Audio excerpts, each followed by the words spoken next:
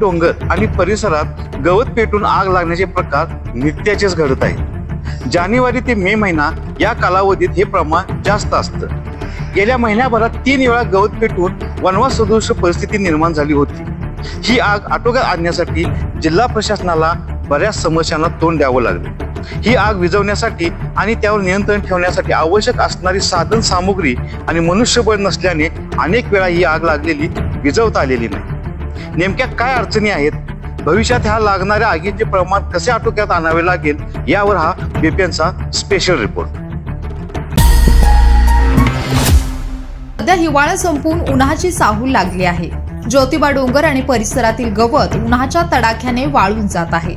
यामुळे मानव निर्मित चुकांमुळे सध्या गवत पेटण्याच्या प्रमाणात वाढ होत आहे।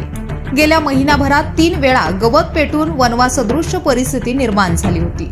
जर ही आग मोठ्या प्रमाणात लागली तर विझवण्यासाठी एकतर पन्हाळा नगर परिषदेची किंवा कोल्हापूर महानगरपालिकेची अग्निशमन दलाची गाडी बोलवून घ्यावी लागते। या गाड्या आगीच्या ठिकाणी पोहोचण्यासाठी अनेक अडथळे आहेत। ज्योतिबा डोंगर आणि परिसरात आजपर्यंत ज्या ज्या ठिकाणी गवत पेटून आग लागण्याचे प्रमाण जास्त आहे ती ठिकाणं एकदम क्लिष्ट भागात आहेत। त्या ठिकाणी कोणत्याही प्रकारचं वाहन पोहोचू शकत नाही।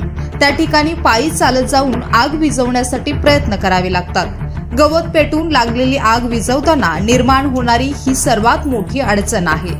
ज्योतिबा डोंगराचे उत्तर दक्षिण असे 2 भाग केले तर कोणकोणत्या भागात आग लागली आहे हे एकच वेळी पाहण्यासाठी जिल्हा प्रशासनाकडे कोणतीही सुविधा ज्योतिबा डोंगरावर उपलब्ध नाही। ड्रोन सारखी उपयुक्त सुविधा जिल्हा आपत्कालीन विभागाकडे आहे, पण ती ज्योतिबा डोंगरावर पोहोचेपर्यंत एखादा मोठा अनर्थ घडू शकतो। यासाठी जिल्हा प्रशासनाने ज्योतिबा डोंगरासाठी कायमस्वरूपी ड्रोन उपलब्ध करून देण्याची गरज आहे। हा ड्रोन फक्त एवढ्याच कारणासाठी नाही तर ज्योतिबा डोंगराच्या इतर सुरक्षिततेसाठी सुद्धा उपयोगात येऊ शकतो। या काही तांत्रिक अडचणींबरोबरच काही भौगोलिक अडचणी देखील आहेत। ज्योतिबा डोंगराची आणि परिसराची भौगोलिक स्थिती तशी क्लिष्ट आणि गुंतागुंतीची आहे।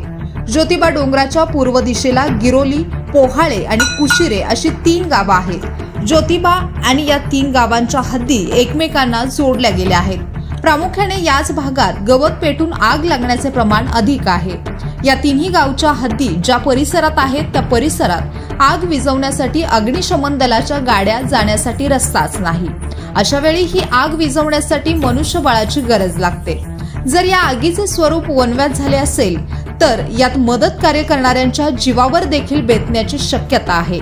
काही वर्षांपूर्वी अशीच गवताला लागलेली आग विझवताना त्या आगीत सापडून ज्योतिबा डोंगर येथील विष्णू लादे या नागरिकाचा मृत्यू झाला होता। या मुद्द्याकडे लक्ष देऊन जिल्हा प्रशासनाने यावर उपाययोजना करणे गरजेचे आहे। या आगीचे प्रमुख कारण आहे ते मानव निर्मित कारण। हे वाळलेलं आणि खुरटं पडलेलं जाळून टाकलं की पावसाळ्यात चांगलं आणि दुधाच्या जनावरांना पोषक गवत उगवतो, असा काही समज काही शेतकऱ्यांचा आहे आणि या समजातूनच गवत पेटवण्याचे प्रकार घडत असतात। अशा आणखी काही गैरसमजातून हे गवत पेटवण्याचे पाऊल शेतकरी उचलत असतात। अशा शेतकऱ्यांचे प्रबोधन करण्याची गरज आहे। सध्या ज्योतिबाचे खेटे सुरू आहेत। या खेट्यासाठी या मार्गावरूनच भाविक मोठ्या संख्येने पायी चालत येत असतात। धूम्रपान करून बेफिकीरपणाने फेकून दिलेल्या सिगारेटच्या थोडकापासून सुद्धा या परिसरात गवत पेटून आग लागण्याचे प्रकार यापूर्वी देखील बऱ्याच वेळा घडले आहेत। अशा प्रकारांवर देखील नियंत्रण ठेवणं गरजेचं आहे। ज्योतिबा आणि या 3 गावांच्या हद्दी एकमेकांना जोडल्या गेल्या आहेत। त्या परिसरात आग लागल्यास आपला जीव वाचवण्यासाठी साप, विंचू, उंदीर असे तत्सम प्राणी मानवी वस्तीकडे धाव घेतात। यामुळे गावातील नागरिकांना बऱ्याच समस्यांना तोंड द्यावं लागतं। या सर्व बाबींचा विचार करून जिल्हा प्रशासनाने भविष्यात ज्योतिबा आणि डोंगर परिसरात गवत पेटून लागणाऱ्या आगींवर आणि त्यानंतर उद्भवणाऱ्या समस्यांवर लवकरात लवकर उपाययोजना करणे गरजेचे आहे। बीपीएन साठी कोल्हापूरहून अमोल शिंगे।